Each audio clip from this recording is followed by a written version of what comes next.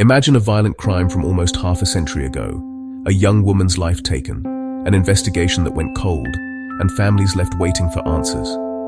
Decades later, the case is finally cracked using the same technology people use to build their family trees. This is the story of Kerryn Tate, a 22-year-old whose 1979 murder in Western Australia has finally moved from mystery to a name. Kerryn Mary Tate was 22. In late December 1979, she was house-sitting for friends near Brookton Highway, southeast of Perth. On December 29th, she was last seen in Mount Lawley after being dropped off by a friend. The next morning, workers found her body in bushland near Karragullen. She had been bludgeoned and set alight.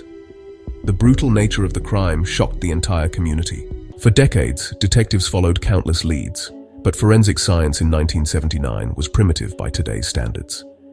There were no DNA databases, and investigators had to rely on fingerprints, eyewitnesses, and intuition. A male DNA profile was recovered from the crime scene, but with no match, the case went cold, and stayed that way for 45 years.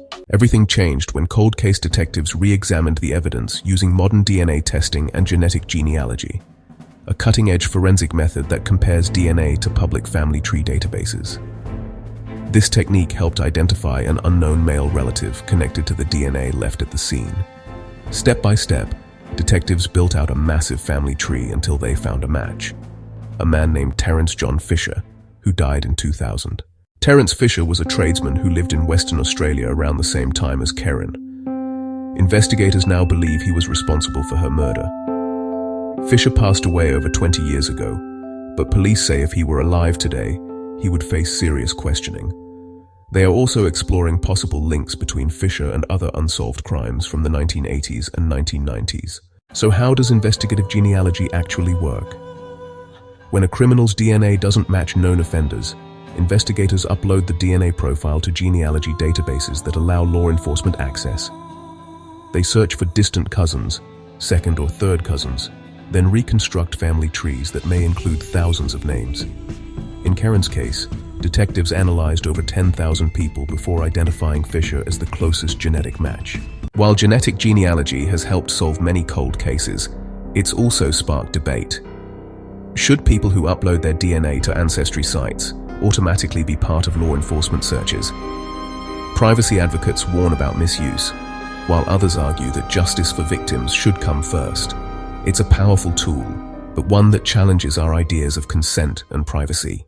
For Kerryn's family and friends, the news brought mixed emotions, relief that answers finally came, and pain that the truth took so long. For decades, they carried unanswered questions, and now, at last, there's a name. Police have urged anyone who knew Fisher, or who remembers anything from 1979 near Mount Lawley or Karragullen, to come forward. The Kerryn Tate case is part of a growing number of cold cases solved through new forensic science. From tiny DNA fragments to digital genealogy, technology is changing how justice is served, even decades later. It's proof that no crime is truly forgotten. What do you think? Is using genealogy to solve old crimes a triumph of science or an invasion of privacy? Share your thoughts in the comments below. If you found this story interesting, hit like, subscribe, and ring the bell for more true crime and psychology stories that uncover how the human mind and modern science intersect.